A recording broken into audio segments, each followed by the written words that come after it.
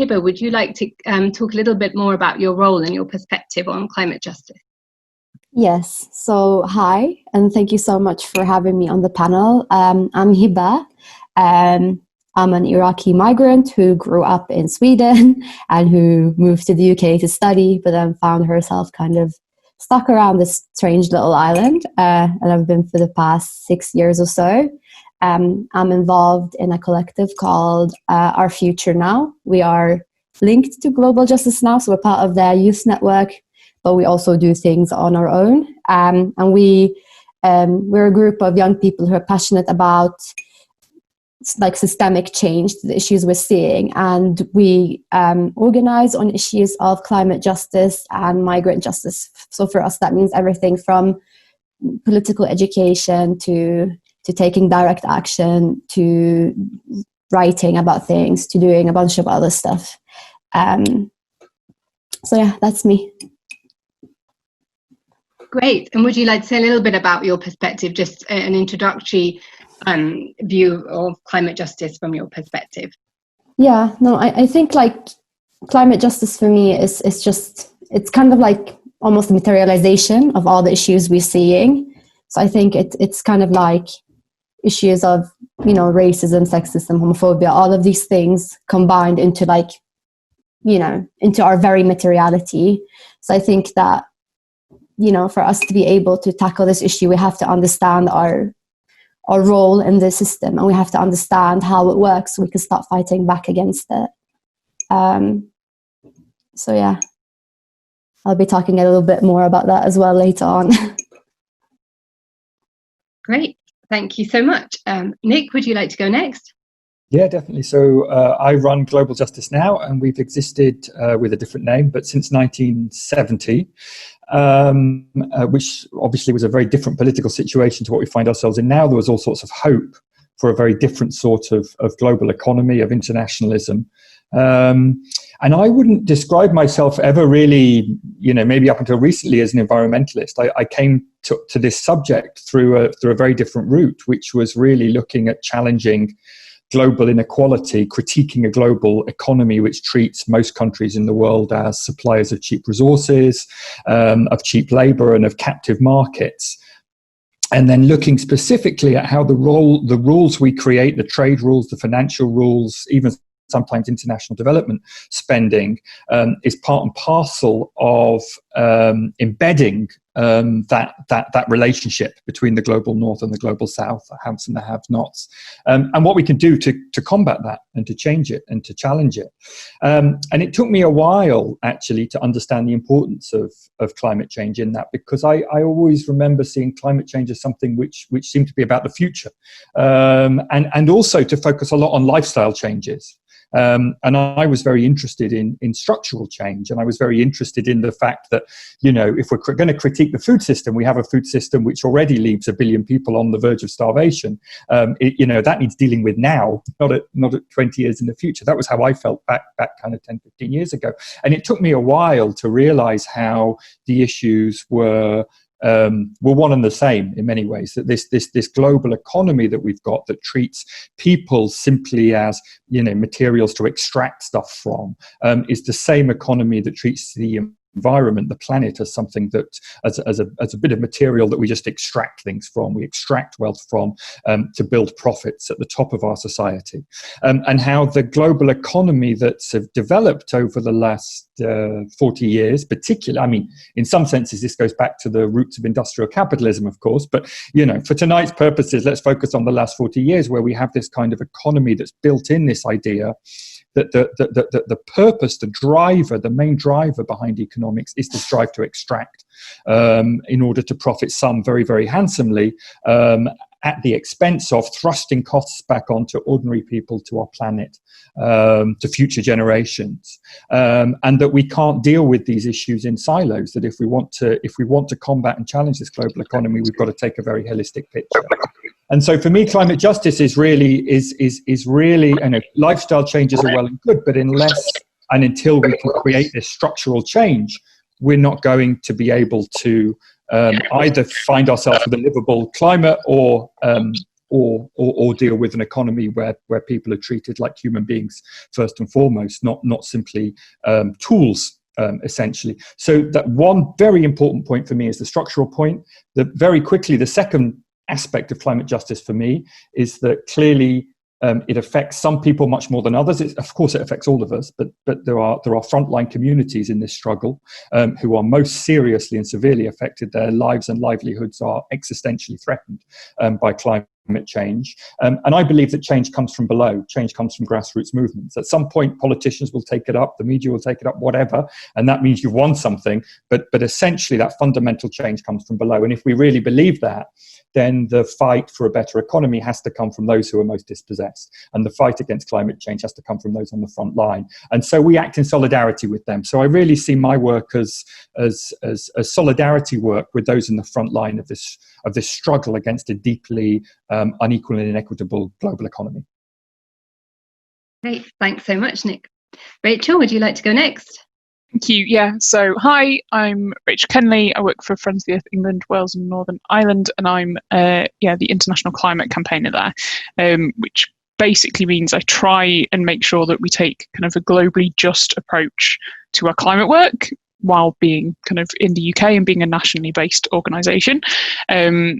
So, for example, I look at how the UK does lots of public financing of fossil fuel infrastructure abroad. So we talk a great talk about how we're cutting our emissions at home, but we completely ignore and refuse to take responsibility for kind of all the emissions we create elsewhere because they're in a different country, so they don't count towards our targets. And as for climate justice, I think it's very easy in UK climate organisations and in some climate activism spaces for climate justice to kind of be spoken about a lot, but not understood and certainly not acted upon in any meaningful way, particularly when it comes to solutions and how we try and stop climate breakdown. And I think, I'm going to admit, I realised quite late in life, I suppose, that that realisation that one, climate justice injustice really does exist, and that neither the impacts nor the responsibility for the climate crisis are equally distributed at all. And that isn't random or coincidental. That distribution of kind of climate injustice just amplifies all the other injustices in society, both nationally and internationally. And as with all these other injustices we see, it's all about power structures and inequality. And whereas kind of on a day-to-day basis, lots of people kind of accept them as normal, and the climate crisis really lays that bare, where kind of those dividing lines are.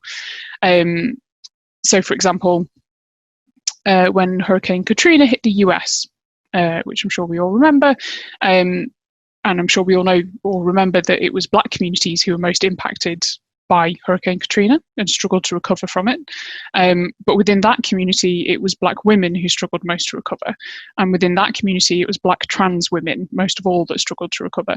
And so you have kind of this layering of injustices that the climate crisis just exacerbates even further. And so for me, and for climate justice, a solution to the climate crisis can't leave anybody behind. It can't just work for one part of the population, especially not kind of the mainstream population. Otherwise, it's not a solution. So for a very relevant example right now, we can't shut down all fossil fuel industries without supporting the people who work in those industries. That's not justice. If we reduce emissions through protecting forests around the world, we can't do this by excluding the indigenous people who live on that land. That's not climate justice. If people are moving out of flood zones because they're just flooding constantly and you can't live there anymore, what happens to the discriminated against communities who can't afford to move? And it's questions like that about how we actually address climate change and come up with the solutions that I think is where climate justice is really important and really lies. And people often characterize that as that it's a choice between two mutually exclusive things, right? That you can either solve climate change or you can solve climate breakdown, or we can keep people in jobs. You can either solve climate breakdown or you can reduce poverty. You can either solve climate breakdown or you can respect indigenous rights. And it's like, I'm not pretending it's easy, but climate justice for me is doing all of those things at once, and doing them all together. And I think really that's the only way to kind of make that progress. That's great. Thanks so much, Rachel. Okay, and last but certainly not least, Sheila. Hi. So yeah, I work for Ulex. I'm currently in Catalonia working for Ulex, coordinating training projects for courses that we run here, broadly around the themes of regenerative activism, and also working on a strand of training to support specific needs of POC activists. My introduction into... Sorry, do you want to explain what POC is, just in case? Sorry, yeah, for people of colour, so activists who are people of colour and activist trainers who work in communities of colour. So yeah, about 6 years ago, I got sucked into grassroots climate activism in the UK, but I got quite quickly burnt out a few years later and had to step back. And it was a really great opportunity for me to look at what had contributed to that burnout, and to reflect on the fact that the movement in the UK is so white middle class, and why I was the only brown face in the room, which was something that I encountered a lot. And that kind of put me into a journey exploring my own identity as a British South Asian woman of colour, and my politics of race and gender, and how they relate to both the climate movement and the climate crisis. And I guess what I realise is, like, a lot of groups refer to their work. I hear groups referring to their work on climate change as climate justice, but sometimes it feels like it's being used as the latest term to use when talking about climate change, because they're still talking about climate change as an ecological crisis that's caused by human nature, broadly speaking. And it feels like the real meaning of the term and the focus on justice is kind of ironically absent. So for me, climate justice really means understanding that climate change is a crisis of inequality, that it's only made possible by the fact that we live in an unjust world that's governed by patriarchal, capitalist and colonial structures, structures that are founded on centuries of systemic oppression and inequality, and that it also creates structural oppression and inequality, because our ability to mitigate and adapt are inevitably shaped by things like race or class, gender, sexuality, physical ability, income, political representation, nationality. I mean, the list goes on. And these inequalities are just getting bigger as the crisis gets worse, because the more inequality or oppression we experience, then the less resources or choices we have access to. So I think it's important that we recognise with climate justice that it's not just broadly caused by human nature.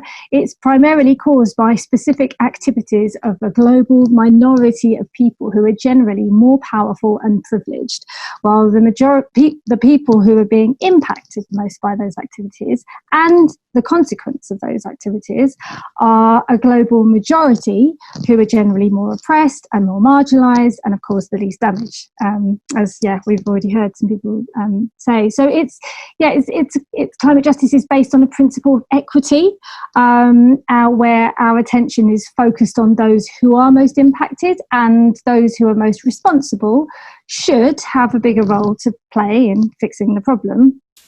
And I guess I just wanted to pull out, there were 27 principles of climate justice that were adopted by environmental groups about 20 years ago. And I thought it would be really interesting to pull a couple of them out. So these were just three. Climate justice affirms the rights of Indigenous peoples and affected communities to represent and speak for themselves. It affirms that affected communities play a leading role in processes, both national and international, to address climate change. And climate justice demands that public policy be based on mutual respect and justice for all peoples, free from any form of discrimination or bias. So when we talk about climate justice, we really need to be seeing it and talking about it not as an ecological issue, but as a socio-political issue. And it's not just about the consequences of climate change, but it's also about the systemic causes of climate change and the impact that they're having on people. We need to be listening to people and taking a lead from those who are most affected, and we need our thinking and our, like what we're doing, our messaging, our actions, our campaigning to be based on the inequalities and oppressions and injustices that are inextricably linked to this crisis. Thanks so much, Sheila. Thanks so much to our panel. I think that's whetted everyone's appetite for our further questions. So I kind of see this event as a bit like it's got a Shrek type approach in that we do layers like onions. So we're now going a layer down, which is when I ask each of our panel members a specific question, which they will answer in detail, but it's absolutely open to other members of the panel to also jump in once they finish, if they've got other things to add. So it's not quite the same as a in-person dialogue, but we're trying to edge towards that a little bit. So starting off with Nick, question for you, Nick, is the climate crisis as much about power and politics as it is about the environment? It definitely is, because as I think everybody's said in their openings, this is not accidental.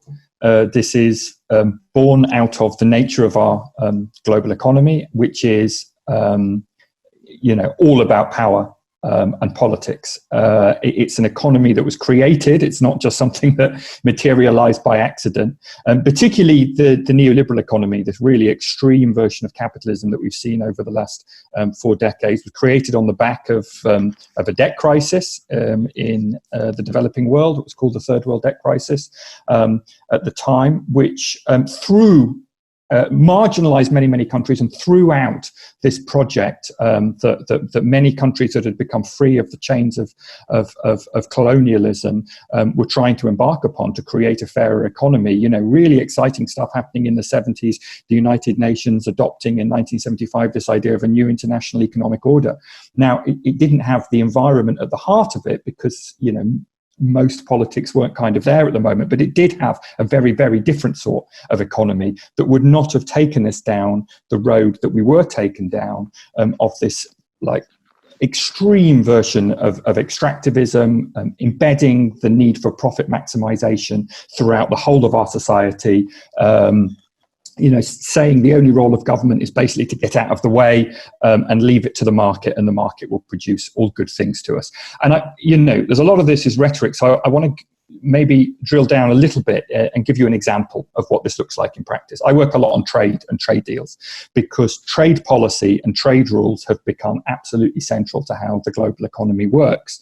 And some people think, well, if you just allow, free trade, everyone's going to benefit from free trade. If we have free trade policies in place, eventually everybody will become prosperous and growth will lift all boats. And the market is a great way to decide how resources are allocated in society. And of course, it's when you actually look at what it means in practice, it's nothing to do with that whatsoever. And it's actually, these rules have created some of the worst inequality in the world in history, and also have fueled climate change to an extraordinary extent. Now, one reason for that is you have the idea in modern trade rules of endless liberalization and endless growth. I mean, that's kind of what the model is based upon. So trade agreements, trade deals, and trade rules are all about forcing endless liberalization. That's a disaster for the public sector because it forces the liberalization of the public sector. It encourages privatization by giving rights to international investors over public services and the public sector. That's a disaster for climate change in itself, actually, because a lot of the low carbon jobs in our economy are public sector jobs, but also by removing the power of the state to look after people and protect people, and turning our healthcare into a commodity and turning our education into commodity and speeding up the commodification of our society. You're actually part and parcel of creating this very, very unsustainable and unequal economy. You've got things like industrial agriculture, which has been massively helped by the global trading system, because the global trading system regards regards price as the only thing that matters, essentially. So standards and workers' rights are driven down because every country, every industry has to compete against every other country and every other industry in the world, and they slash costs, and that's a disaster for the environment. So many people will know here in Britain at the moment, there's a lot of attention on the possibility of a US trade deal. One of the things that we're really worried about from a US trade deal is the importation of industrial agricultural practices into Britain, because our farmers would simply not be able to compete in free market conditions with chickens that are, produced in the most horrific battery intensive conditions, pigs that are filled with all sorts of chemicals and hormones to allow them to grow in really awful conditions. It's clearly really bad for the animals. It's bad for the environment. It's not good for farmers that are trying to produce things in another way. But this is how the trade system works in order to kind of drive down standards. And the same thing right the way across the board. It kind of builds in this deregulation, this liberalization of everything in our society, turning everything in our society into a commodity. It creates free markets in fuels. Right? So it makes it more difficult for governments to discriminate between different types of fuels, because that's against the law of allowing the market to decide. Right? So you have things called energy neutrality clauses being discussed now in certain trade deals, which would make it really, really hard to operate a kind of Green New Deal, because it would make it hard for governments to discriminate against fossil fuels. And then to cap this all off, it kind of comes with its own legal system. It has these things that we call corporate courts or investor-state dispute settlement systems, which basically give big capital, like big foreign investors and big corporations, the right to sue governments for doing virtually anything they don't like, virtually anything that challenges their profits. So it's kind of a charter for the global 1%. It's a charter for big business. And it means that any attempts that governments take to challenge that, to regulate in the public interest or to regulate on behalf of the environment, so to speak, can be challenged by capital.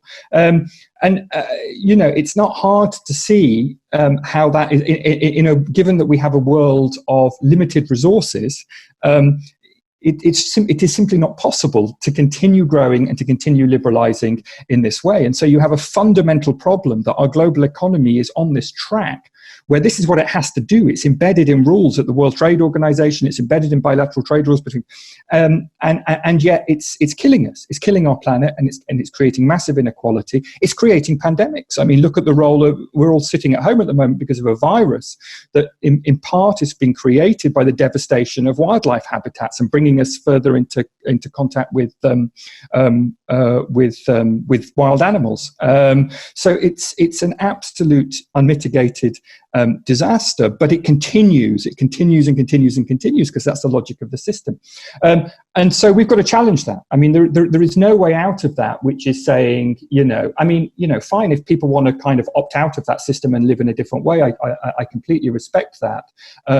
But ultimately, you have to change the logic of the system. Ultimately, you need that structural change to change the logic of the system. And so that's what we try to do. And it's not to say, that we shouldn't trade with anybody else, but it's to say the basis of that trade needs to be fundamentally different. It needs to be about regulating and controlling the way that economic actors can behave in the world, so that we can preserve the environment, and also we can create a better society, which is based on equality and dignity of human life, and so on and so forth. And that's a political debate. It's a political it's a political fight, and it's about challenging power. And do you think, and I know it's very hard to do any crystal ball gazing at the moment because we are in a state of flux, but do you think where we are might sort of tip public opinion against some of the things that are quite inherent to trade policy? I mean, you have to hope, and I hope so, and I think it's perfectly possible. So I absolutely don't rule it out. I mean, I think we're at a crossroads where it is perfectly evident to the vast majority of people in the world that the system that we are living in is not sustainable, and we need to find a way out of it. And that way out of it could be towards the Trumps, the Bolsonaros, the Modis, the strongmen, the populist strongmen, in a very similar way to the role that fascism played in the 1930s as a way out of this kind of unsustainable free market economy. It looks a bit different now, but I think it's basically the same kind of idea. Or yes, we democratize our economy and we make it work for the public good. And you can see signs of both things happening. And for me, our job as activists is to push the side that we want, the democratic side, much more heavily, because none of this is inevitable. There's no inevitability about which way we will go.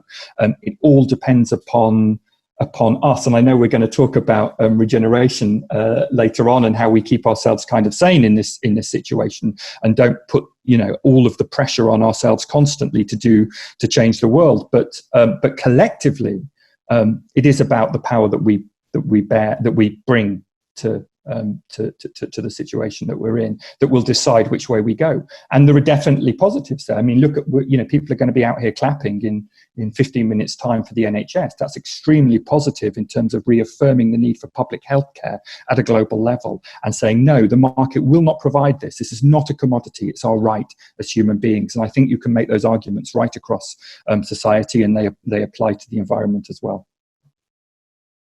Thanks so much. Anyone else on our panel want to offer any thoughts on this question? I'm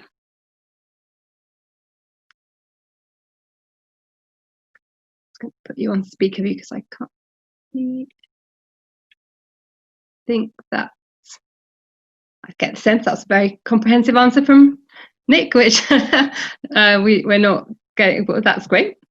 So in that case, I will move on to our second question, which is for Hiba, which is, how can we ensure that the societal transformation needed to address climate change promotes justice and equalities for communities and countries? Thank you, Gita, and thanks to all the speakers so far. It's been great.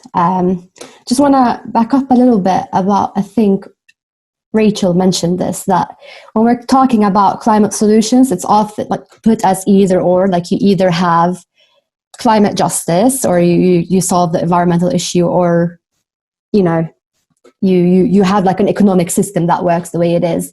And I think the way we think about it is we unnecessarily decouple ideas of justice and equality from the communities they involve, because I don't really think we can have climate solutions that aren't embedded in social justice. Because as I said before, I think that climate change is a material manifestation of all of the injustices that are inbuilt into our socioeconomic hierarchies. So I see it as sexism, racism, ableism, homophobia materializing into our environment, seeping into our airways and into our waterways, into the food we eat and to the materials we put on our bodies. So it's economic injustice in a way, because the toxins that we see, they're your exposure to them is highly dependent on your economic status. So the poorer you are, the likelihood of these things happening to you are much higher. And it's also that because the rich of the world can afford, they can afford to continue fleeing from devastating consequences that their lifestyles actually have put us through. And they flee to their second, third, fourth home. They have passports that can take them everywhere. Whereas most people, once they're displaced, they're displaced. Most of us don't own homes. So being displaced is that deep and real trauma. Climate change is rooted in racism and in colonialism, because it thrives off a global order which values northern rich lives above the rest. And it's colonialism and racism because it pitches global solutions to climate emergencies, which put undue burdens of adaptation and mitigation on poorer colonized peoples, as you mentioned before, Gita. So it puts us in this idea forward that we're all in this together, when actually some of us are much more in it than others. But we can't talk about that, because then we're taking away from the emergency of it all. And the same boatism, as I like to call it, is just deeply unfair and ahistorical. And it's also racist, because it tells the scale of a population growth eating the earth as we know it, eating it bare, while the capitalist system throws away 1.3 billion tons of edible food per year. Now, to put it into perspective, this is just a third of all food produced each year, so it's a tremendous amount. And it's also sexism, because women suffer from this more. We take a lot of the burdens from this crisis, and it's homophobia because LGBT communities are more marginalized, so they feel it more.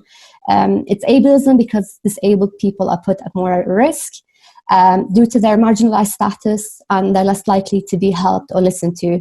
So what I'm trying to get at is that solutions that are not based in this intersectional understanding of the crisis that we're in, that sees how our class and and our backgrounds shape the way we can move and have power within this. They're not actually solutions. They are kind of greenwashing at best, so they make companies look good, or they are green colonialism or eco-fascism at worst, which is what I believe, but that's one way of looking at it. So I think unless we deploy a deep, reflective and engaging stakeholder dialogue that puts everyone equally at the table and also recognizes historical injustice, we're just not going to have a solution. Now, what that concretely means is that the UK and the rest of the global north need to take real steps at degrowing the economy. So scaling it back, divesting from fossil fuels and other terrible industries. And also another way of doing this degrowing is redistribution. So we're talking about reparations in a way. So you do reparations in form of justice. You acknowledge the injustices that you've done onto the world, all of the wealth that's been stolen from colonized communities, and you address it through economic reparations by paying back some of this wealth that's been stolen, but also through acknowledging the historical injustices and paying tribute to the communities that have been lost. Now, this isn't going to solve all the wounds, but I think that economically it will give communities a chance to recover and regain a dignity that's been stolen from them. And it will also stop the race at the bottom that's at the heart of this capitalist machinery. I think when we're thinking about just transitions, I like to put it in 4 solutions. So first, we divest from the industries killing us. We degrow from the remaining northern economy that enable all of the devastation we're seeing, really. We decolonize from the mentality at the heart of the injustice, and we redistribute the wealth hoarded up by the few in the global north to create a better world for all. So yeah, sorry, I know it's very high level, but I think we have to keep thinking that way, and we have to start envisioning it to get to that stage. No, that's great. It's great to have that sort of sense of that framework and sense in that broader context. So thanks so much, Hiba. Anyone else from our panel want to comment or add further thoughts on that? I can just kind of reiterate from kind of things you see at the in the UN climate process that I'm in, that kind of we're all in this together, we're all in the same boat, and it's so dangerous and so untrue, and it's been an absolute success of kind of a lot of the governments and countries that have caused the majority of climate change, that they are getting away with that. So yeah, just a big agree on that. Thanks, Rachel. Sheila? Yeah, again, really echoing everything that Hiba said, really awesome. But just a question that comes to my mind when we're talking about our demands and our solutions, and actually, yeah, just our campaigning messaging is we talk about saving humanity, but I think we don't always hear people asking who are we saving? Whose lives are we prioritizing when we're coming up with our demands and our solutions and our tactics and our strategies, as if saving humanity is one whole, we're saving everyone, but we're not saving everybody equally in the way that climate change is not impacting everybody equally. So yeah, it was just a question that came to mind. Yeah, and that's absolutely, and it just came in, and when Nick was speaking earlier as well, it also, it's very, I know there's writing happening about some of the parallels between COVID and climate change, but you see this happening now. You see the kind of economic imperative of keeping things going, and you have the imperative of health and people's lives, and you see what decisions are being made in terms of whose lives are more important and more valuable than others. So I don't know if anyone on the panel has any sort of reflections in terms of, and as I say, it's early days, but that angle of things, and what the COVID response is perhaps showing us on this issue.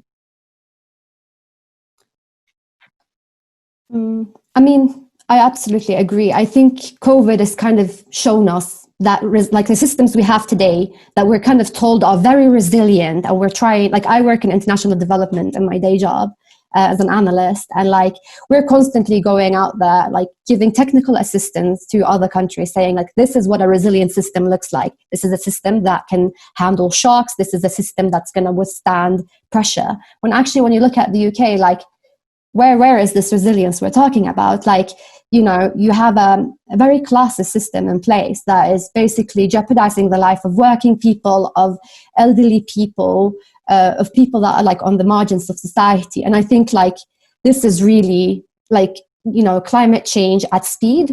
And the thing that also like really pisses me off is that it's like, it's also made us look very like geographically inwards. So when we're talking about COVID, it's always like, oh, you know, what's going to happen with the UK and so on. When like actually the ravages of it, I mean, this disease was kind of, in a way, the child of globalization. It was it spread far and wide due to the economic system we see today, with lots of travel and unfettered borders for some people and very big borders for other people. So the people that spread it actually are the rich people that are also benefiting from the devastation of climate change.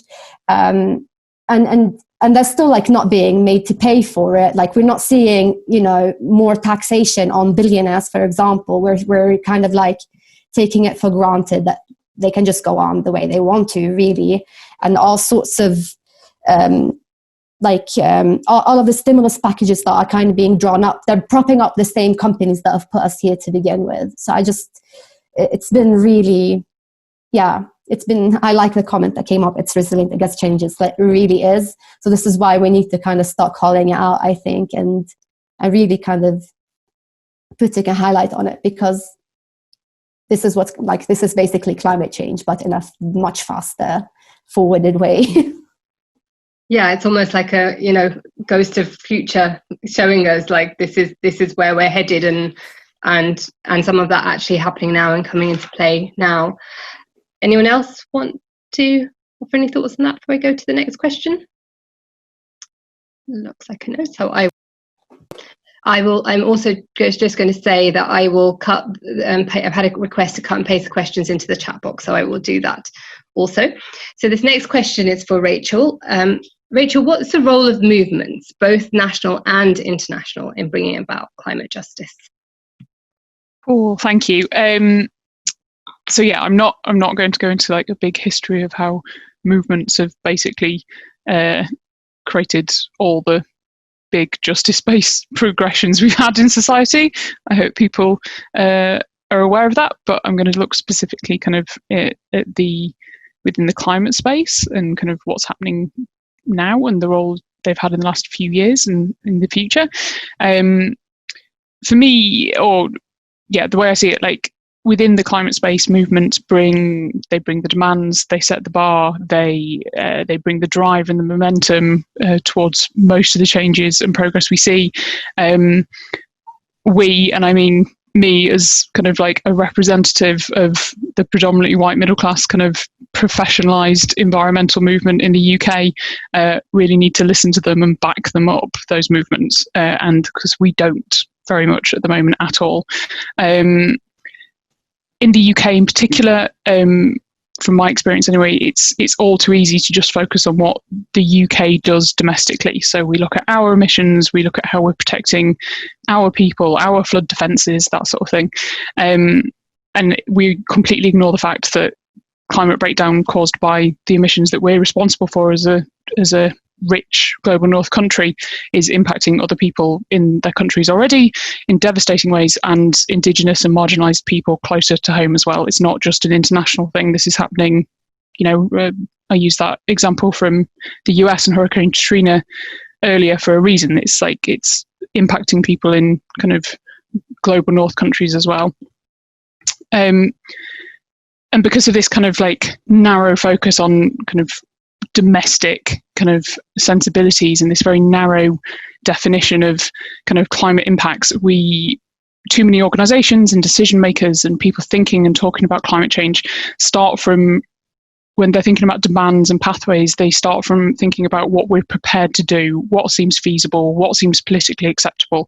And very few actually start from where we need to be and then work backwards to how we actually achieve that, which is really what, if you want to stay below 1.5 degrees of global warming, you need to work out what you need to do to achieve that, not what you fancy doing. And the one really clear example of this is in the UN climate talks. So every country in the world shows up to the climate talks to supposedly come together to work out how the global community, everybody together, will keep global temperature rise below 1.5 degrees. It will probably shock none of you to realise that that is not actually what happens. What actually happens is a load of the rich global north countries who've done the most to cause climate change rock up and refuse to take responsibility for those emissions historically and currently. And then a load of kind of countries from the global south who've done the least to cause climate change and suffer the worst impacts and have the least resources to cut emissions and to deal with those impacts, basically ask for help and say, we can't cope with these impacts, and we can't expect to make these emissions reductions that we didn't do this. I have somewhat oversimplified global politics there. But that's the basic dynamic. That countries try to negotiate what they want to do, not what they need to do. And that is, as was reflected in Nick's question, answer to that first question, that is all about power dynamics and all about political will, and is normally just colonial power structures, but reskinned for a modern era. And that basically allows a lot of countries to get away with this we're all in this together approach that really masks those structural power imbalances that are at play globally and really forces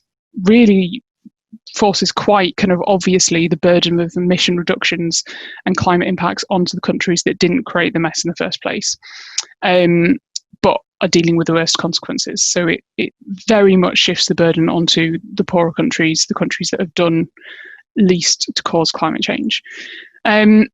But to bring it back to movements, not to be too doom-mongery about the international climate process, but movements in that space really they force reality into that space. They bring the reality check. They show what's happening on the ground to real people.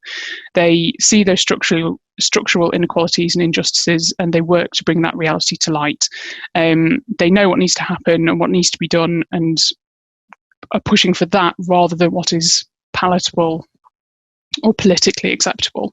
They make those demands, and there's many successes that you can point to. One of them is within the UN climate talks, there's a thing called the Indigenous and Local Peoples Platform, and that was Indigenous movements pushing for representation in that space. And that wasn't handed to them on a platter. They fought for that, and they made those demands, and they really pushed for it. So yeah, movements really set the bar for where we need to get to based on reality and what's actually happening to real people. And they also, along with that, they bring a lot of the solutions to these complex, unjust problems that play out on a global scale, because many of these grassroots communities and grassroots movements are facing those injustices. And so they can really, you can't create these solutions to these big global problems without having the people who are impacted in the room, those directly impacted people. They have the experience, they know what's going on, they know how to solve, or they can contribute to knowing how to solve them. They're really they're voices that we don't hear in the solutions discussion nearly enough. Movements, both nationally and internationally, really also bring the drive, the momentum behind change and to make change happen. Power, nobody cedes power to somebody else without being forced to, right? That's a really bad rephrasing of quite a famous quote that I have definitely got wrong. But the system doesn't change itself. Something has to happen to move the status quo, and that's where movements come in. They push that change where otherwise they would not be given those concessions. An example again from the UN climate talks sphere is, the Paris Agreement. Paris Agreement signed in 2015 kind of agreed to aim to keep global temperature rise below 1.5 degrees. And that was a massive win, that 1.5 degrees in there, because before 2015, most NGOs, most governments were talking about 2 degrees of warming being the acceptable limit. And 2 degrees of warming is devastating. You can wave goodbye to coral reefs at 2 degrees, like environmentally it's terrible. You can probably also wave goodbye to the kind of all the people who rely on coral reefs for food. 2 degrees is absolutely devastating for the planet, for people. But Global South movements campaigned for years on to get 1.5 into kind of the mainstream, using slogans like 1.5 and we might survive, because they knew that 2 degree limit would be so disastrous for millions of their people in the Global South and for their countries. They really brought the reality of what that 2 degrees would mean into the climate talks, and it took years, but they brought the demand, they drove it home, they kept up that momentum, and in 2015, that 1.5 degrees limit was enshrined in the Paris Agreement. So that's just one kind of bit of kind of one of the roles that movements have had, and it's really important to have. But it's worth saying, I've mainly talked about kind of international movements, but movements are also local and national and regional, and they're all important and all kind of important to be kind of listening to and linked up to. Listening to, believing and ceding space to the demands and experiences of Global South Indigenous and marginalised people and communities and movements is really essential, especially so at the moment, because obviously our world has been turned upside down by the coronavirus, and that's meant that the job and the existence, in fact, of many movements has got a lot tougher and a lot more dangerous. Obviously, much organising of movements has moved online where possible, and that's been brilliant. We've seen some real powerful examples of activism under social distancing, including in the UK, a real kind of active mutual aid kind of movement has grown up to support people through the corona crisis. But that's not the same story everywhere, and it's certainly not possible for everyone to kind of just move online. For example, since restrictions on movement began, we've seen some governments, companies and other kind of institutions using lockdown as cover for building pipelines against community consent in Canada. And there's even been examples of kind of militia tracking down and killing activists under lockdown, for example, in Colombia. So it really has been that corona, like climate change, has really intensified a lot of these pre-existing inequalities in movements, and the kind of now more than ever, like these are the people we ought to be listening to and believing and giving space to. And my cat has just knocked over my cup of tea. I love that. I bet your cat is an activist too and is just echoing that point. Hi, Rachel's cat. So yeah, I think absolutely it's movements bring so much vitality and energy and truth and solutions, and kind of almost reset all the despair that you feel whenever you get to the sort of the political structures and space. So thanks so much for speaking to that. Would anyone else on our panel like to offer any thoughts on this question?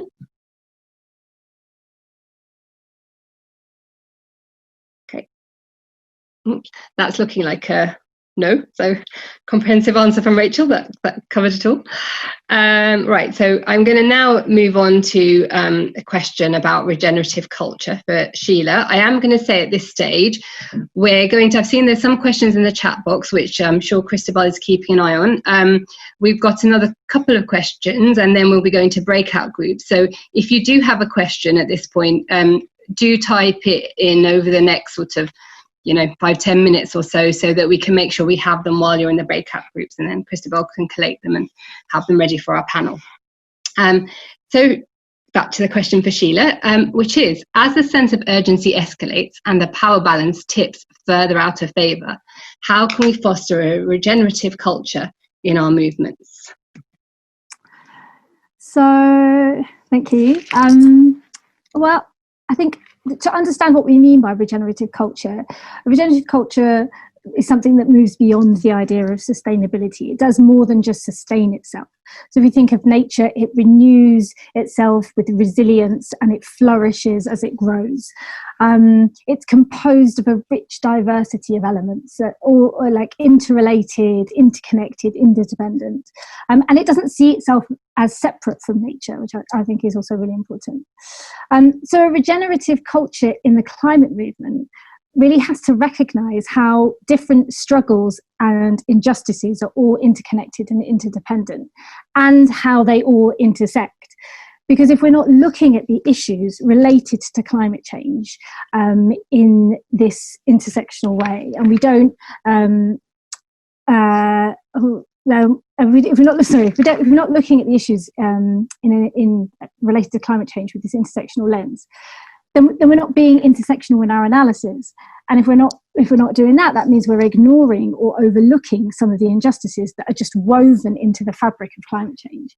And if we're not being intersectional in our analysis, then we can't be intersectional in our demands or our solutions, which means that we aren't creating the kind of new systems that will create and give rise to the kind of just transitions that Hiba was talking about, which we need to see. And so so if we're not doing that, then we are almost certainly replicating and reproducing the same systems of oppression that have led us to this climate crisis in the first place. That's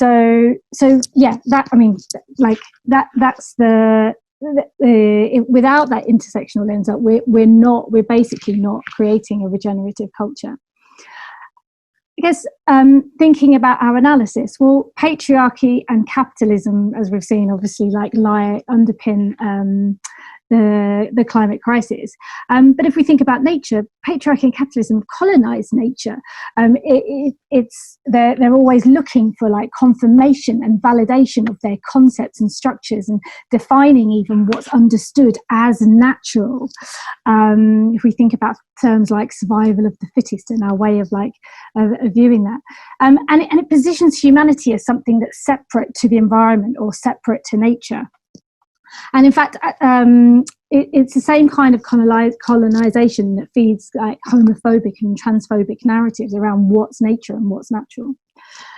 And the activities and industries that are contributing to the climate crisis are grounded in this principle of like inequality and inequity, where, and we've heard Rachel talking about this already, where certain lives, certain lands and cultures are just not valued as much as others.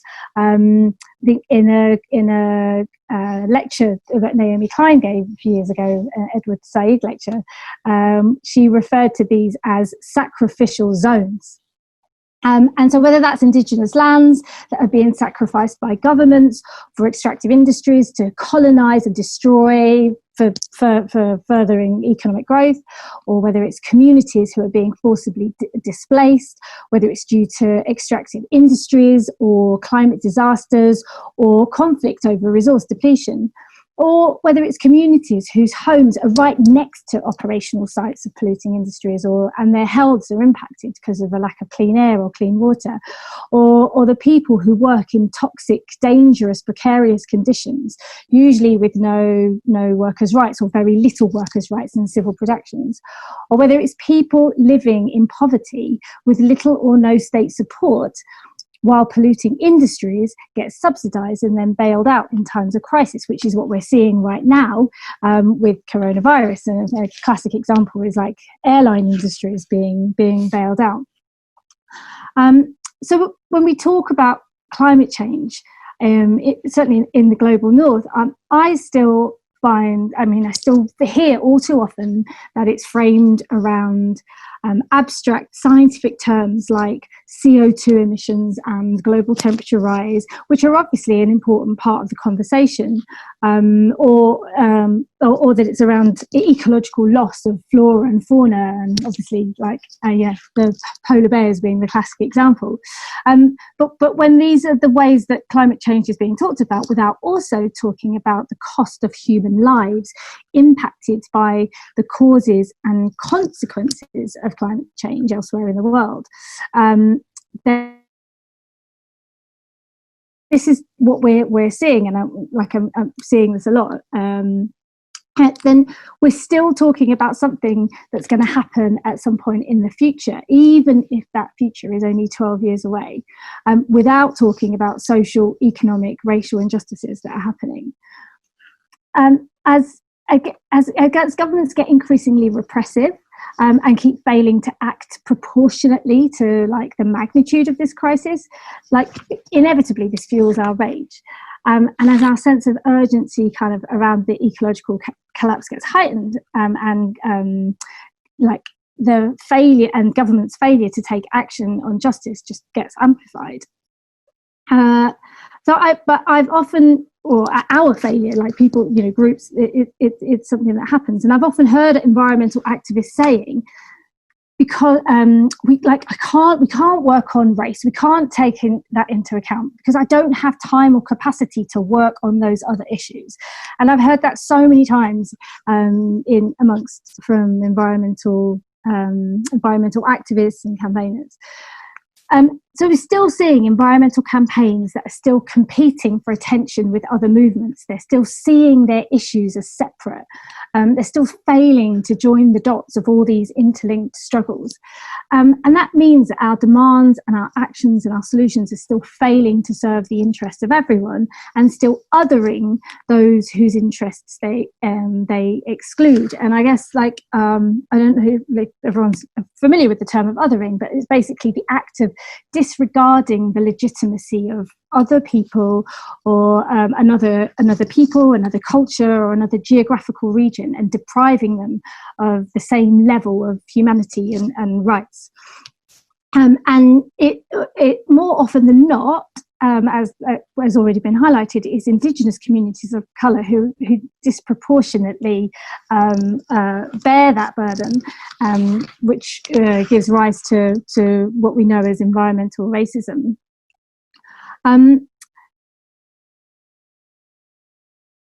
If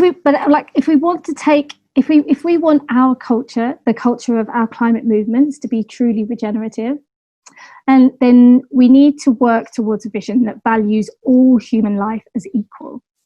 We need to decolonize our ways of thinking in order to actively challenge the systemic oppressions of capitalism, patriarchy, and racism that are underpinning the climate crisis. We need strategies that are rooted in anti-oppression thinking. We need to explore our own complicity in upholding those oppressions. We need a diversity of actions, diversity of tactics and solutions, but that speak to these multiple oppressions, and don't other those who we don't have the capacity to include. I say, being quote, don't have the capacity to include.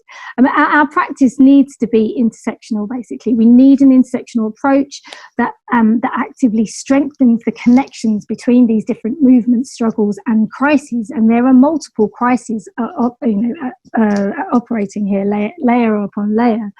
And we need to take that intersectional approach so that those who are already experiencing multiple injustices aren't othered and oppressed even more. Because I think Rachel said earlier on, we can't solve all of these crises one at a time. Like, we need to be solving these all together.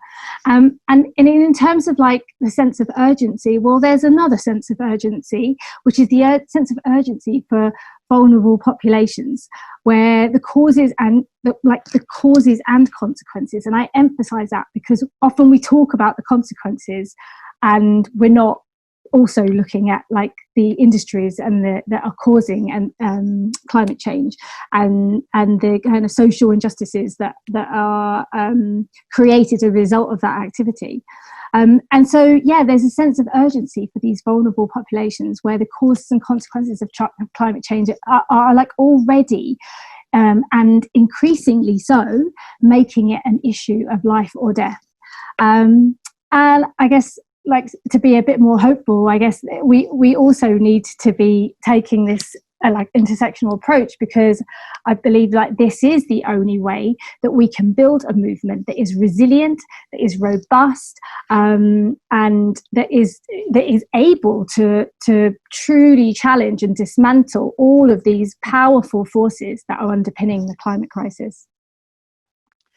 So much, Sheila. And I think this idea of competing for attention is really important and powerful as well, because you do get that sense sometimes with the sector. And just to say that the Naomi Klein article you mentioned will be sent out as part of the follow-up to this session, and our next session is entirely focused on our relationship as humans with nature and the imbalances in that. So we'll definitely be going more into that.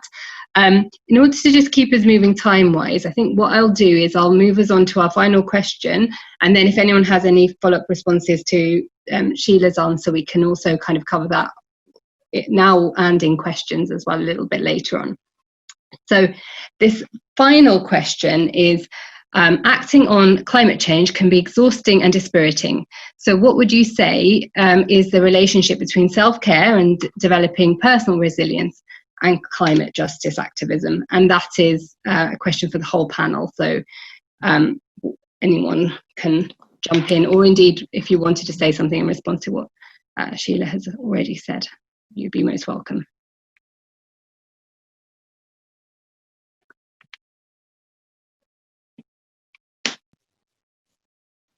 I can have a go. Thank you. Sure. It's definitely not an answer, but it's a reckon. Yeah, the working on climate change and any of these kind of systematic injustices is exhausting and dispiriting, and that relationship of kind of building personal resilience and activism is a really difficult one to get right, and is not one that I think I've got right long term. It's overwhelming, and the interlinkages between all those things and the scale of trying to kind of fix them all at once. But I think there is you obviously have to take power and energy from that realization as well, and the kind of the different amazing kind of stories of resistance and movements and all the wonderful things that are happening in that kind of many varied intersectional, interrelated kind of movement of movements is wonderful, and you can take, or I can take, a lot of energy from that. I mean, I don't have it's a particularly relevant question for me at the moment, because I am particularly exhausted and dispirited at the moment, and I'm about to take some time off to see if I can kind of get out of repeating patterns of behaviour and thinking that aren't, are making me miserable and aren't helping me kind of be resilient in this work. So hopefully that's a good idea. But I did think of some things that kind of have helped me in the last few weeks, like practical things that have kind of kept me going, especially since the pandemic started. One is, whenever I'm feeling powerless or overwhelmed, I try and name 5 things that I can do right now, even if they're only small, to do something to help, whether that's helping a friend or helping my community or helping my neighbours, or trying to find out about something else in the world. 5 things that I can do right now that can help in some way.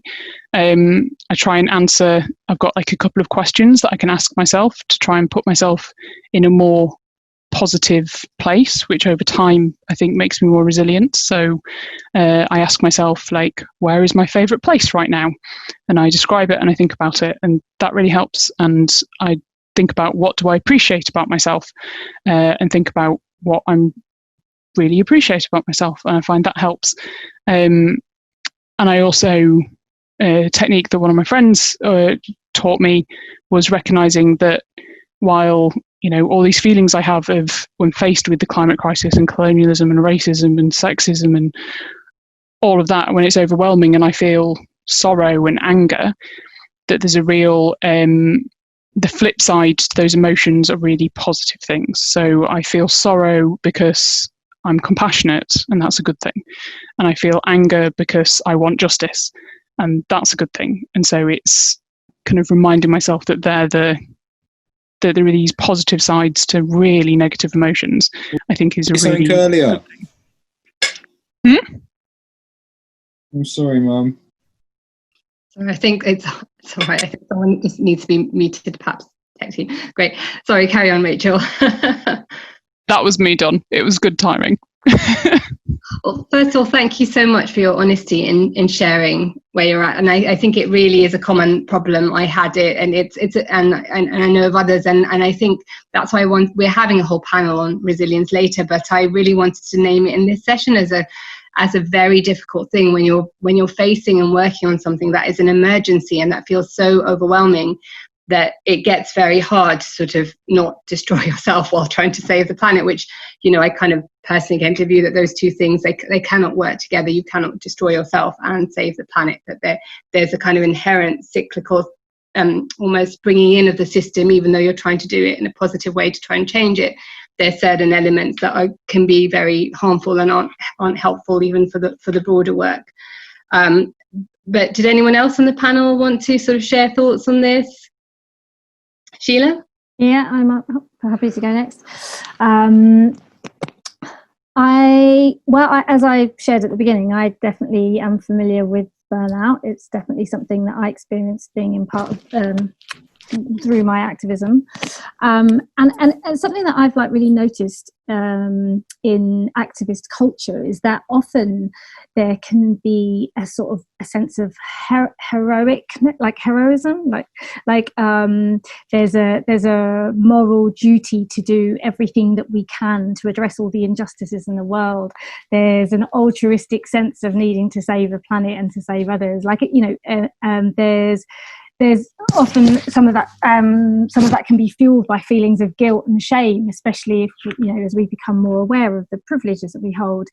But there's also this huge tendency to see ourselves as less important, and I guess moreover there's a tendency to sort of have a sense of that it's self-indulgent to focus on ourselves, and I guess we see that the ills of society are so much bigger and the stakes are so much higher than any problem we might be struggling with in our daily lives.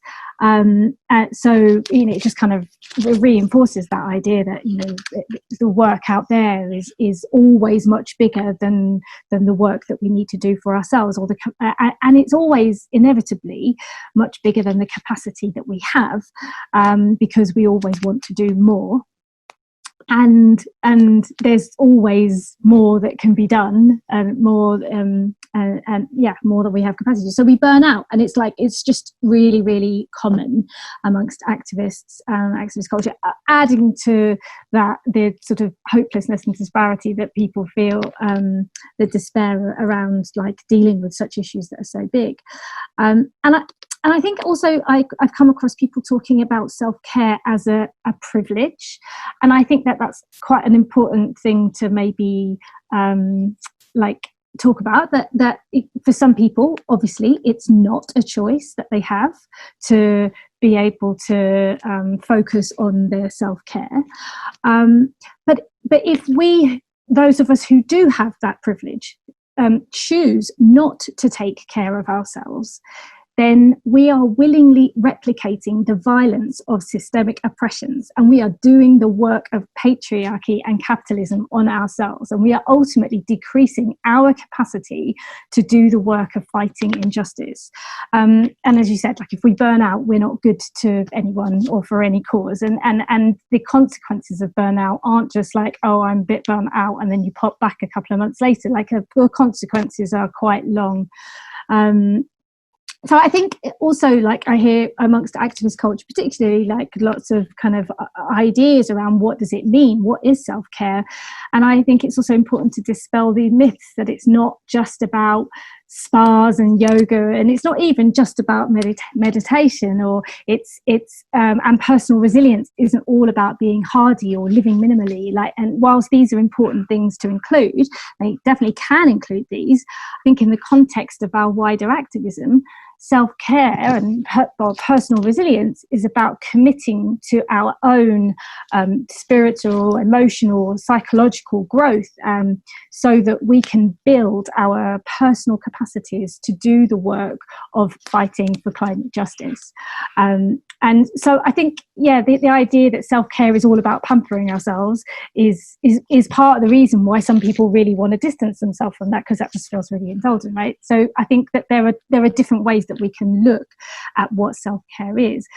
And I also think that it's not an either or thing. You know, I've definitely heard people saying, oh, I need to sort myself out. I sort myself out, and then I can kind of concentrate on saving the planet or doing this or doing that. I need to sort myself out. But I don't see that I think that's a false binary. I don't see that it's an either or thing. I think that doing self-reflective work, where we look at our own biases and our privileges and our complicities in contributing to injustices, I think is also a part of that in terms of building our personal resilience. I think cultivating gratitude and humility in order to use those privileges constructively is also a really important part. And I think we need to be interested and educate ourselves about the perspectives of people like us in order for us to grow and as individuals and to be able to be bigger, to be able to kind of do the work better. I guess in terms of my own burnout, I spoke about being the only brown face in my environmental spaces, and it definitely contributed to my sense of burnout, to my burnout, that journey into burnout, because I definitely felt like I wanted others to be interested in my experience, which I didn't necessarily feel was happening, and that made me feel othered and marginalized, or my perspective. And so I withdrew, but as I withdrew and I educated myself, and I've actually, really inspired and really compelled to kind of share that and use that to kind of help or going through that, or even grappling with some of the complexities of fighting injustices. But it's important, in saying that I don't want to be as a person of colour, I don't want to be the only source of information. I think it's really important that I want others to also take responsibility for that, and then I can be motivated to sharing my experiences to kind of help the growth of others. I think it's about taking responsibility for that and seeing it as an act, self-care as an act of kind of personal growth. Great, thanks so much, Sheila. Lots of really wise thinking and responses there, and I'm also reminded hearing you about just hearing the daughter of Berta Cáceres speak, and she's an Indigenous activist. It was an event in America, so obviously before COVID. She'd been detained, I think, by US security for 6 hours before she could even arrive to speak at this event, even though she was a keynote speaker. And she spoke of a lot of hardship, but she also had a lot of joy. There was just a lot of joy inherent in her, and in that, and it was a really powerful thing to see, actually. And I find I do, in the circumstances when I've met or heard Indigenous people speaking, there is that ability to really centre on the hardship and the struggle and the importance of that, but also to be in joy. And I think there's something that we as a Western society somehow have lost there, that I think is a thing worth exploring. But we have an entire final session on this. I'm hoping that all our speakers here and all of you will join us for that, but I did want to touch on this now.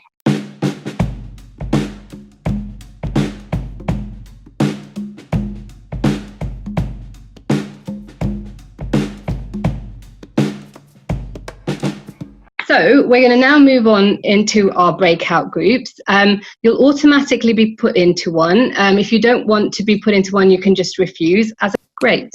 Okay, so now we're moving on to the part of this session where we hear from you by your questions. So Christabel's been collating those, and she's been through them, and we've got about 20 minutes now, so we're going to try and get through as many as we can.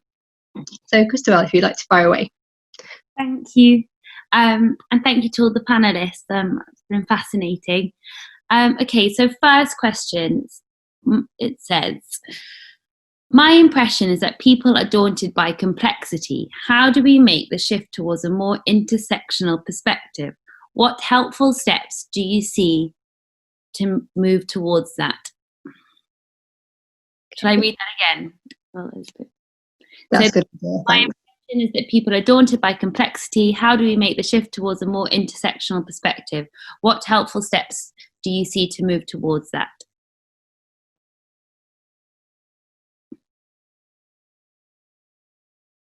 Who's going to jump in? Yes, so panel, you might have to, because I can't see you all on the same screen at the moment, so I don't quite know what to do that other than toggling back and forth and trying to find you. So if you wouldn't mind just piping up, that would be easier, and then we can always sort it out if you all speak at the same time. Mm-hmm. I'm happy to say some stuff. I suppose, sorry, can you just repeat the question one more time? Because I kind of had a little bit of a tech thing. Yeah, my impression is that people are daunted by complexity. How do we make the shift towards a more intersectional perspective? What are some of the helpful steps towards that? So a good question. Yeah, so I think, I mean, for me, in terms of like moving towards an intersectional way of like working with climate change, is changing the way that we're talking about climate change, I think, is definitely a key step. So like that's something that we can do straight away. So for example, if we want to be talking about we want to talk about clean energy and sustainable infrastructures, then we can do that in the context of talking about the need to create secure jobs in industries that don't destroy the environment, or if we want to talk about green jobs in the context of sort of not just like localized green jobs like retrofitting and insulating existing homes, etc., that sort of stuff, or talking about people who are dying each winter because they can't afford to heat their homes. Like we can, instead of just talking about carbon emissions, we can talk about carbon emissions, but in the context of social inequalities about who's responsible for causing those emissions, or in the context of austerity and cuts, or the subsidising of industries that contribute to those carbon emissions. We can talk about the health impacts of climate change, and we can talk about that in the context of like race, class, gender, and physical ability, because obviously this impacts different people differently. So I think like how we talk about climate change is definitely it's definitely a way of like shifting our thinking and our analysis to kind of moving towards an intersectional way of approaching the subject. And then that comes alongside, just, being open, informing ourselves, educating ourselves. I was on a conference, a webinar recently about aviation, the degrowth of aviation, and like a sort of anti-aviation expansion campaign, and I was talking about the need to hear people, like to understand the perspectives of people who are not like us. And somebody said, well, where do I find those people? And it's like, people not like you are everywhere. And so it doesn't mean that we have to then go and like not do anything on climate change until we're an expert on racism, or until we're an expert on global poverty. It's like we need to just keep informing ourselves, and keep refining the way that we're talking about climate change, and the way that we're having a kind of feedback system, a kind of reflective cycle, so that we're like being able to constantly grow and review the way that we're working on climate change, and accept that we'll get it wrong, and that we'll keep doing it, like learn from that and keep getting it better. And so I think that's. Thank you so much, Sheila. Sorry, can I jump in? Yeah, I was just going to ask if anyone else wanted to, so absolutely. Thanks.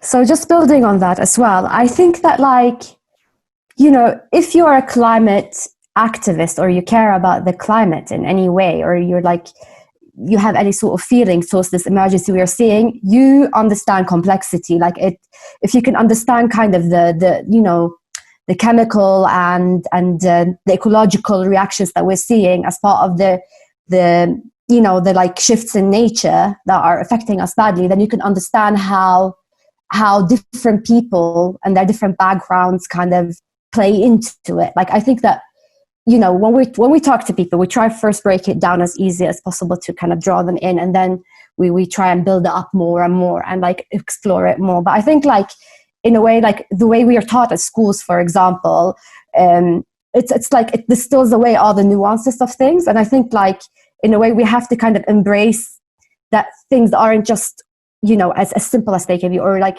things aren't just in one discipline, they're multidisciplinary. And I think once we start breaking away from that and we start kind of tearing down these, like, kind of binaries and labels that we put on things, we can kind of get there. So we're seeing that now, like, for example, when it comes to issues of gender, there's been like a bigger understanding now, or there's been a building understanding that, genders aren't binary, and they've never been binary. It's just that we've had this understanding of them as being such. But more and more people are waking up to the fact that we have a multitude of genders, and this is people's lived experiences.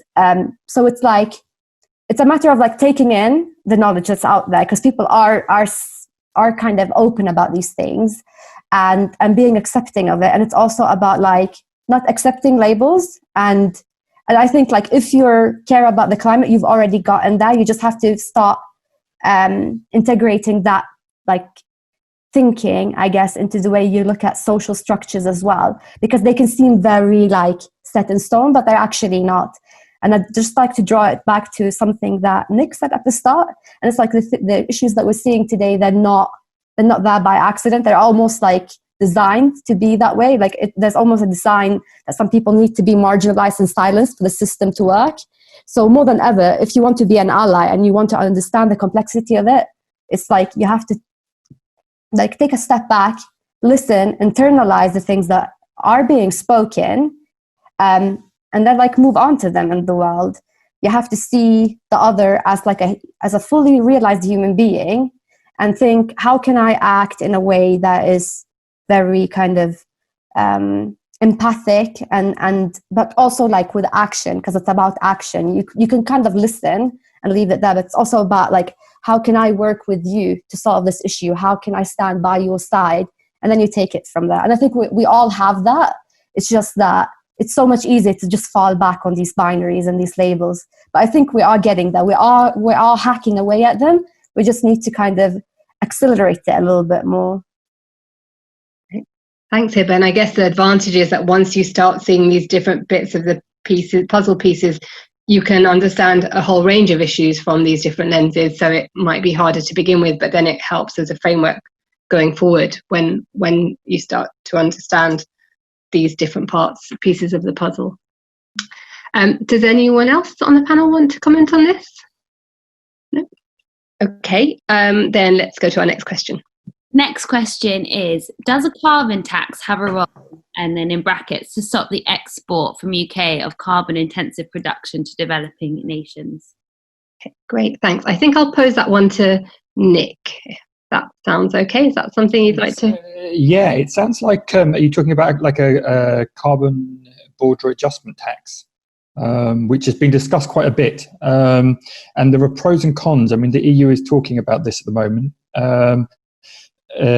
So basically it's saying, how do you deal with the fact that some countries don't have the same level of environmental protection, of fossil fuel reduction targets as others?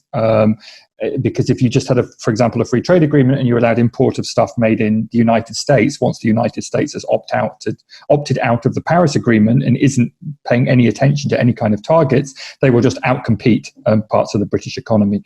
So from that perspective, it's a good idea. The problem is how you deal with the fact that developing countries are allowed to emit more for a future period of time than already developed countries are. So, because if you simply put an adjustment tax on, that would basically penalize all of those economies. So that is, and you can't discriminate on the WTO rules. So there's lots of toing and froing on this at the moment. I think it's got merits, but I think it can only be done as part of a much wider package of measures that would also ensure proper reparations to developing countries, proper support for mitigation and adaptation strategies within developing countries. And we need to do that anyway. I mean, the amount of money that's been promised year on year on year at various COPs for however long about the rich countries need to support the poorer countries who do not have the atmospheric space left because we've used it all in our own development for their development, and therefore we need to assist to ensure that they can develop in a cleaner way. And we have that technology. One of the problems with trade rules at the moment is although we say we're in a free market economy, actually trade rules protect intellectual property. We're finding this at the moment with coronavirus and the pharmaceutical corporations that have got enormous patents on all sorts of medical technologies, and developing countries find it very difficult to just take those technologies and create them.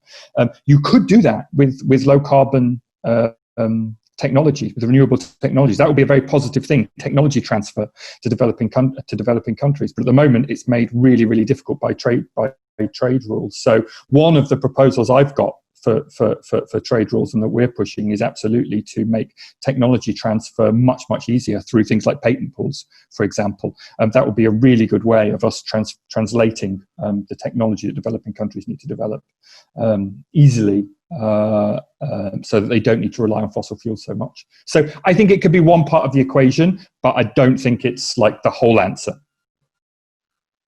Great, thanks, Nick. Does anyone else want to add anything on this? No, doesn't look like it. Okay, great. Christabel, next question. Okay, great. Sorry for the background noise. Feels like there's pots and pans being rearranged. So I'm going to ask this question because it came out quite a bit last week as well, about universal basic income. The question is, do you see universal basic income as part of or a step to greater justice and tipping balance on climate unravelling? Okay, so who would like to? I can see Nick nodding his head, so you might have something you want to say on that.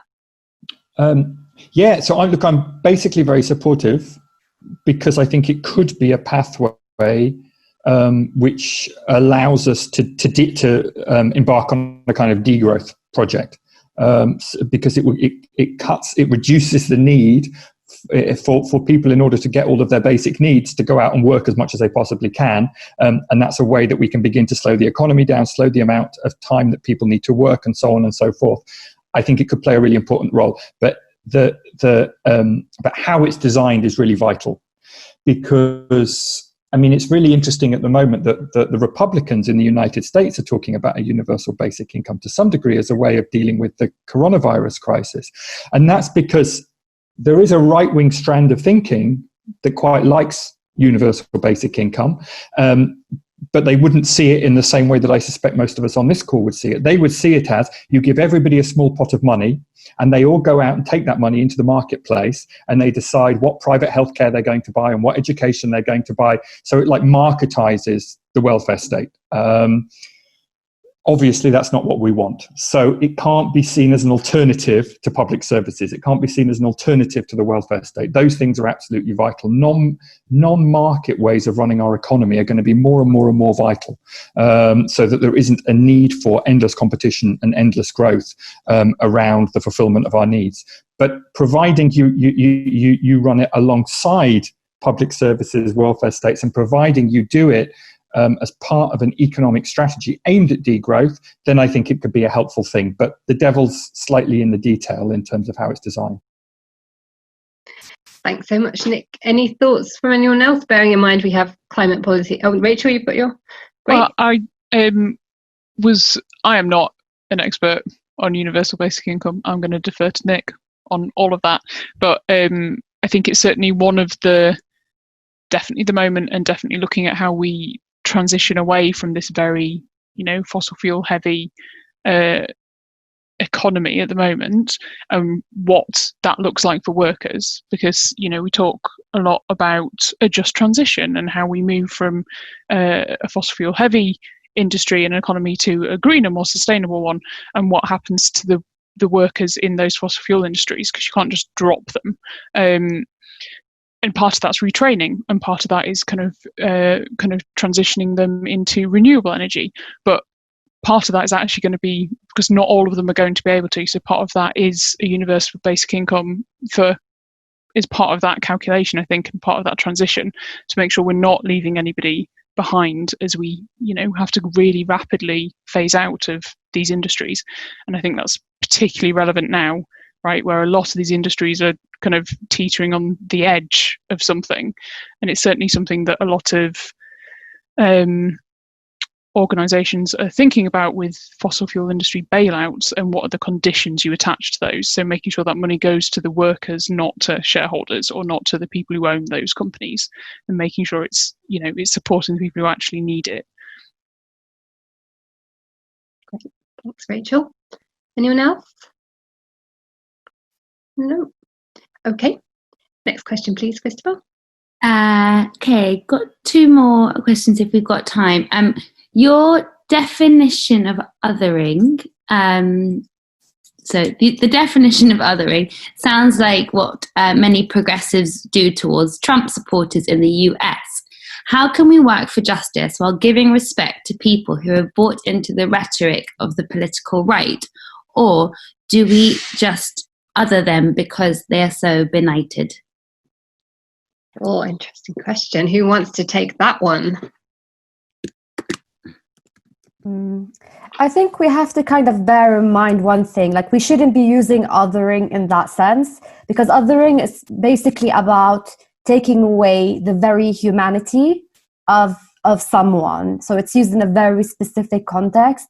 So it's basically about like a systemic oppression that exists that takes your status as a human being away. So like, for example, I realized I was othered, I'm Iraqi, as like an 8-year-old child when I saw my country being like bombed to shreds, and literally no one cared. Like people were out on the streets and so on, but then it became like a normalized thing. Like violence is supposed to be in the space. So that's what othering is.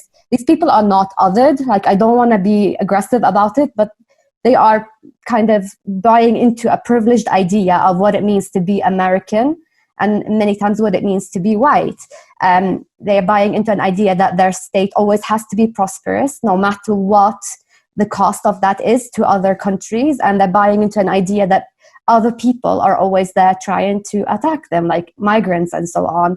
And they're buying into an idea that justice isn't for everyone, it's only for those that already have it. So I think like we obviously have to be in dialogue and we have to break this mindset, but they are not othered. Like I just want to kind of reiterate that, because othering is like so specific. Like other people have to fight for their humanity, whereas if you are a right-wing person, like your humanity is granted, but you might not be respected by everyone. And the thing that kind of triggers a lot of these people is that you question why they don't see you as a human, and they take that as offense. So yeah, I think like I understand where this question is going, but I just don't really agree with using the label that way. And I think we have to be really, really careful with how we use it, because otherwise it'll just be diluted and it'll be used for purposes it's not really supposed to. Like, does that make sense at all? Yes, no, that makes complete sense. And thanks for that clarification of the distinction between disagreeing with someone's politics and trying to enter into dialogue with them and people who are actually marginalised voices in society. So, thank you. Anyone else want to offer any thoughts on that? I mean, I'm just conscious that I was the one that gave the definition of othering, but I think Hiba's pretty much covered what I was wanting to say, which is that it is about sort of systemic power and the relative systemic power. It's a bit like when people talk about reverse racism, or these things don't, it's not just, it's different to sort of having a prejudice. It's actually about systemic power and systemic oppression.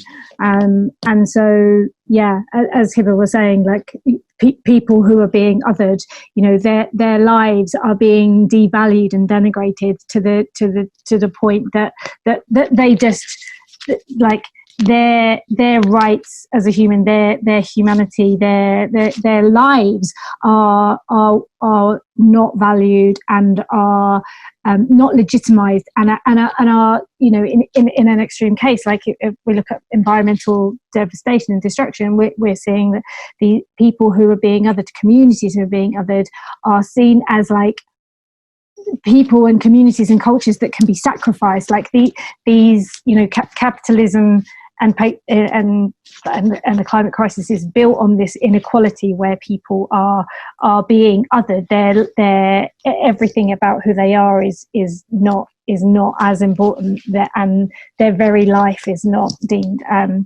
as important, as valuable, as, you know, with the same like important enough that it needs to be considered, that it needs to be saved, and it needs to be safeguarded. Yeah. Great, thanks so much. You have a final question, is that right, Christopher? Yes. This question. So, what specifically would it take for movements to prevent human extinction? Is there a role for militant resistance in the north, similar to Zapatistas? Who would like to address that?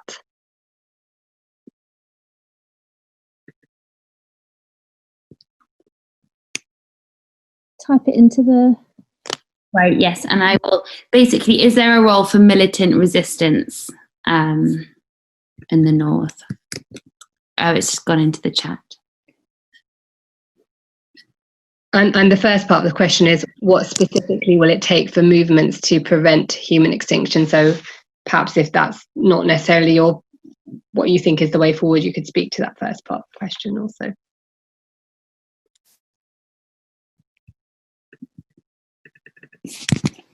I think it's like a really, really interesting question, and it's very big because it talks about to this whole thing about like, do we revolt, and do we create a rebellion, or do we reform and stay in the system as it is? And I'm more in the rebellion camp, to be honest, because I think like we have tried to reform, and I think the system the way it is now inevitably needs to kind of be taken apart for something better to be brought up. So I do think like there is absolutely a role for it. It's just that like it is really difficult, I think, to get people to that stage here because of the like relative privileges that exist in northern societies. So you have social welfare in a way that doesn't exist in the global south, and you know, people have also kind of been sheltered from violence in a way that it's like it becomes very difficult to kind of, I think, explain the level it would take and the force that would take to create the level of like organization and so on needed for that kind of thing. So yeah, I mean, I do think it's like it probably has a role, and we probably do need to think about it seriously, but it is very difficult to organize against, especially when like I think spaces for that kind of organization are also rapidly shrinking with the expansion of police state and so on. Sorry. Allergies. Bless you. Did you have more to say, or was that kind of stopped? Sorry, completely. My thought completely slipped my mind. That's all right. Well, I bearing in mind that some of you are obviously speaking in your professional capacity, and this would be a personal response because you know there are certain legal rules around organisations and direct action. So if we can hear these responses in that capacity as personal ideas rather than in, you know, necessarily things that are about actually encouraging people to do particular activities. I don't know if that helps our panel answer. I can offer a personal reflection. I don't think it's a very coherent answer, but it is a reflection of certainly recently been doing or listening to a lot of podcasts about kind of the history of the trade union movement in the US and how they won basically civil wars in the US that I'd never heard about. And it strikes me that sort of rebellion is so far away from our consciousness certainly in kind of like Northwestern Europe, that it seems a very alien concept. So I completely agree that I think it would be very difficult to get to that point, because we're trained out of that way of thinking, and space to resist is ever shrinking, and because of our privilege and our relative comfort, but also because it's just, I don't know, I have colleagues from Latin America who call for like a revolution about once every 7 months, and we obviously, that seems very alien to a UK sensibility, right, and how we're used to things operating. So I do think there's a real challenge of imagination there, and maybe what history we're kind of open to. Maybe that's just me who didn't know about all that stuff, but I think we're a long way from making that happen. And I'm not saying whether we need to or not, especially not professionally. Of course, but no, that's fascinating about the US. I didn't know that either. Anyone else want to offer thoughts on this? Because Nick's now on another page, but I just want to check. Okay. Nick, you can speak? No. I can speak, but I didn't hear the question because my internet dropped out. That's all right. I mean, you're welcome to speak if you want to, but of course not obliged to. I kind of similar to what Rachel was saying, and Hiba as well. Like I think that it is something that it's not like it's not something that we do as a kind of like, okay, we're going to attack back with military force. Like, you know, the key word here is resistance in this question. And I think that where we see military resistance in movements around the world, it has been in response to a situation, to a crisis that has reached a point where that level of resistance has become necessary, and that kind of militarization has become a necessary way.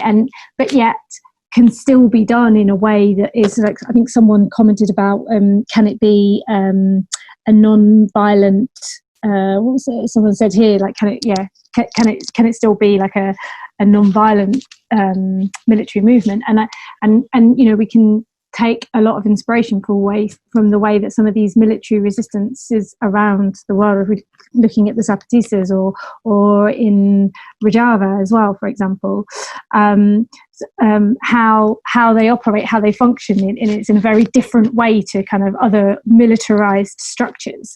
So there are ways that those things happen. But in terms of like here in the global north, yeah, I agree. We're like, that's just so far away. We're not in that moment of crisis, and it's not something that needs to happen. And so I don't think that that's something that we need to be looking at as a strategy and a solution for where we're at the moment.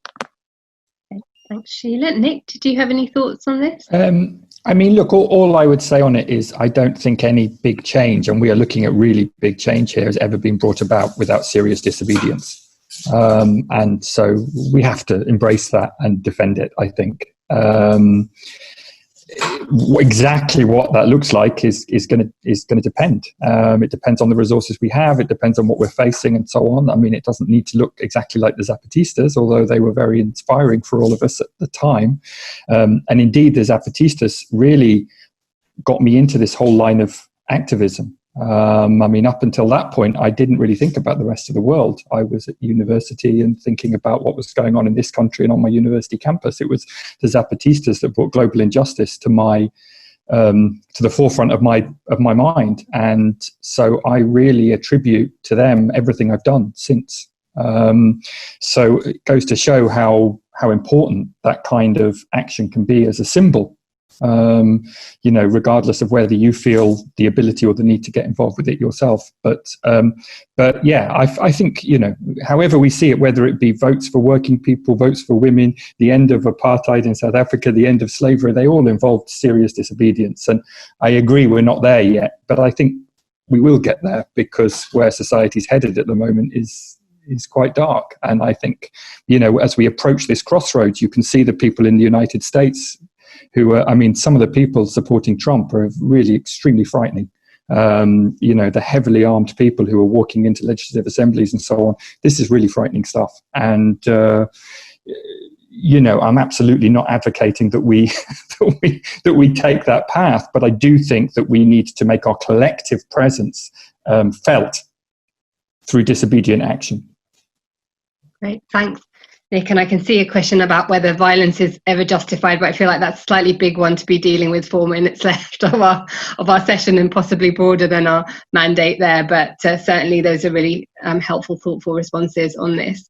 So we're about to wrap up now. I just wanted to ask our panel if any of them had any closing reflections, anything burning that you'd want to share before we close. I think I could close with one thing. So, like, in Arabic culture, like, the idea of resilience comes from steadfastness. So we call it sumud, and it's a concept that's been adapted a lot by the Palestinian movement.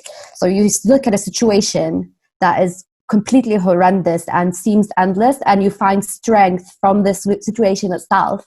You build steadfastness from within, and you try and resist in your everyday life the best that you can, knowing that you are part of a community. And I think that, like, the climate movement could learn so much by adapting this concept of sumud, which I really encourage everyone to kind of look into. So it's resistance in everyday life, and knowing that, like, you are part of a whole. So even when you falter and when you feel fragile and you break, there is a whole community out there that will have your back, that will kind of be there for you if you ask for help. And if it isn't there, then you pick yourself up and then you create that community. So I think it's about, like, finding that, I don't know, like, that strength in hopelessness, and kind of almost getting strength from it. So yeah, when you're feeling really down and you're feeling super, like, overwhelmed, and when things seem really, really hard, just like that feeling is really what's making you human. So just kind of build on from it and keep struggling. That's why it's called the struggle. I'll write the concept down as well in the chat. Oh, brilliant. Yes, and the things on chat I think are all going to be shared as links anyway, if you're not managing to keep up with all of them.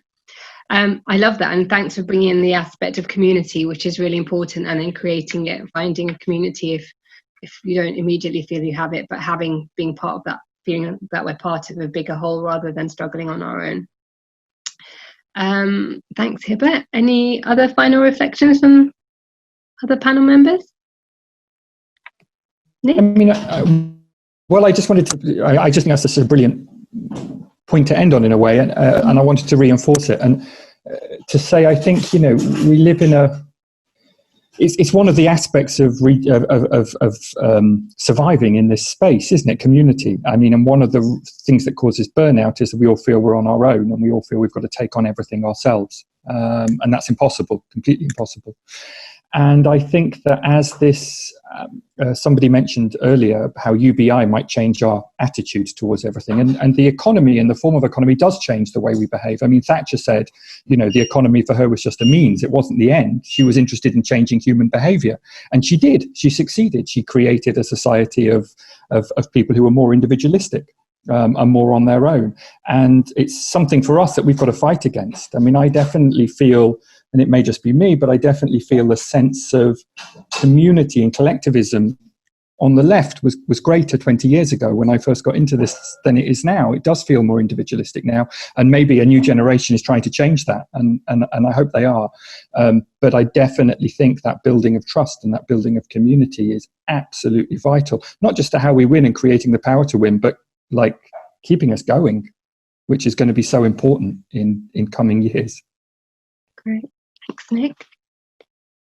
Sheila, Rachel?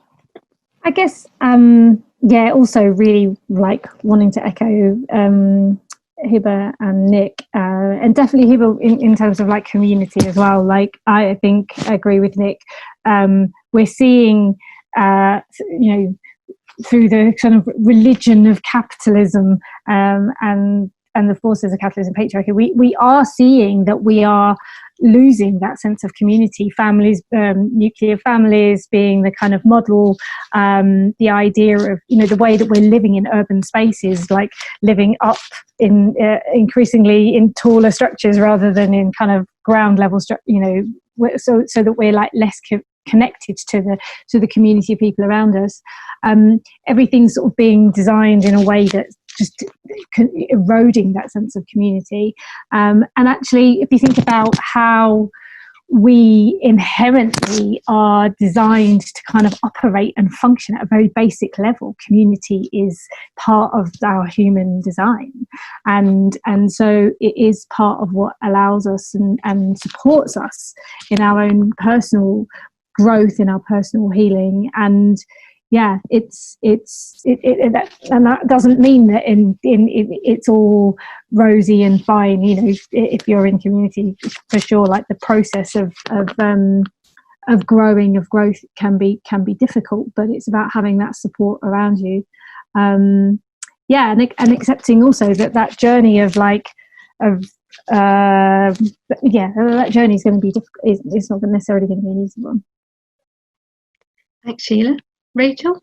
Oh, I don't think I have anything else really to add after those three. Just echoing, all that's been said, really. Okay, brilliant. Well, thanks so much to our wonderful panel. We've had really engaging, enlightening, thought-provoking discussions, and thanks so much to our audience for staying engaged and all of your really helpful thoughts and comments and links and questions. So all that remains for me now is there's one question that I have as a potential reflection for you if you wanted to think about this in your own time, which is what does achieving climate justice look like, both in your own life and in the communities and organizations that you're part of? So community angle is in there. And next week we'll be back here at the same time. I'll be hosting that panel also. And it's on rights of nature and our relationship with the more than human world.